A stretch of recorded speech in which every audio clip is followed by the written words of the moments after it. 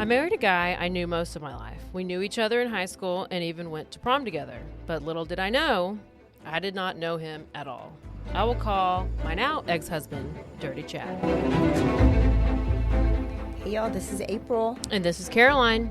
With Bloody Happy Hour. And we are bringing to you Dirty Chad. Get it on patreon.com/bloodyhappyhour exclusively for all the details and all the red flags. Caroline's finally telling her story. My truth.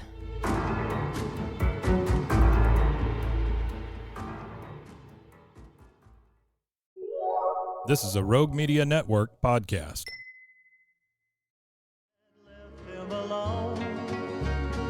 The Waco History Podcast is sponsored by Brotherwell Brewing on historic Bridge Street in Waco. Welcome to the Waco History Podcast. We're going to air for you over the next few months a special series of Waco History Living Stories. These were segments that were originally aired on KWBU here in Waco. They were produced by the Institute for Oral History editor, Michelle Holland, and narrated by two fabulous narrators, Louis Maze and Kim Patterson. And so these highlight oral histories from the collection of the Institute for Oral History at Baylor University, which I direct, which has been around since 1970 and has over 1,000 interviews related to Waco and McLennan County history, and we're happy to highlight those here.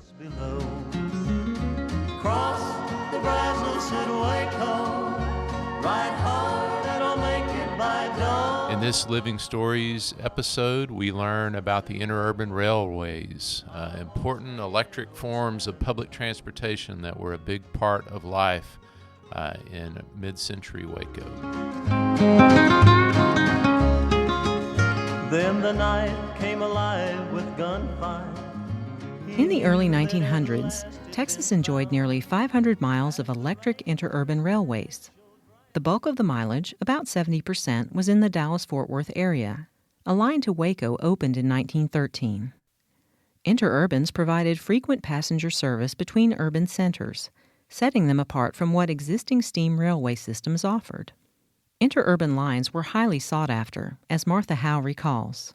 My great-grandfather, W.D. Lacy, was instrumental in starting the Interurban Railroad that came to Waco. It was going to go in another direction, but he was very instrumental in getting it to come here. Howe remembers traveling on the Interurban with her sister. When Florence and I were little girls, and I'm thinking 8 and 10 or maybe a little bit older, Mother would take us down to the train station here in Waco and put us on the Interurban and pay the conductor $5 and say, you watch these little girls. We had matching suitcases. And we wore little hats. And you watch these girls, and when the train gets to the big Union Station in downtown Dallas, make sure they do not get off. Let them stay on the train till you get to Highland Park Station, and their grandparents will be right there waiting for them. So, and we would go and spend like 10 days to 2 weeks in the summer. Mary Sindone explains how important the Interurban was to the annual Cotton Palace. We had lots of visitors to Waco. Fort Worth had a day, Dallas had a day, but we had an Interurban, an electric train that ran from Waco to Dallas and Fort Worth. And you could go for $1.50 a round trip on the Interurban. And a lot of that, all of those people would come in on that Interurban. It was stationed, the headquarters were stationed on 4th and Washington. And that old Interurban would come in loaded with people, you know, and then because they ran on the hour, every hour there was one leaving so they could go back home at night. But I remember the Fort Worth and Dallas days, those were big crowds then. We had huge crowds. Clay Street, I know you know where Clay Street is. That is such a quiet street now, but you just couldn't go down Clay Street during the Cotton Palace. People were coming and going and coming and going. As highways improved and private car ownership escalated, electric interurban railways faded. By 1942, only 2 lines remained in Texas, which included the Dallas-Waco branch. But these finally succumbed in 1948, bringing an end to the interurban era.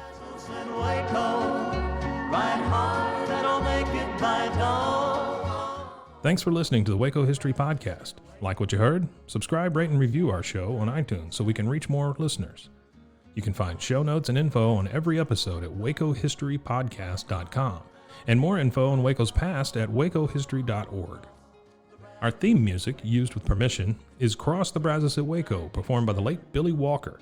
For more info on Billy's music, go to billywalker.com. Thanks for listening. We'll see you next time. When I reach San Antonio.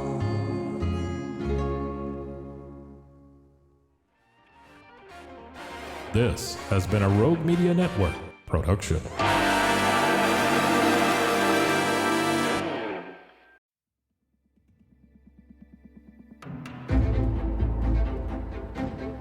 I married a guy I knew most of my life. We knew each other in high school and even went to prom together. But little did I know, I did not know him at all.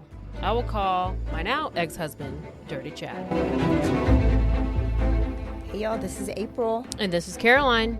with Bloody Happy Hour. And we are bringing to you Dirty Chad. Get it on patreon.com/bloodyhappyhour exclusively for all the details and all the red flags. Caroline's finally telling her story. My truth.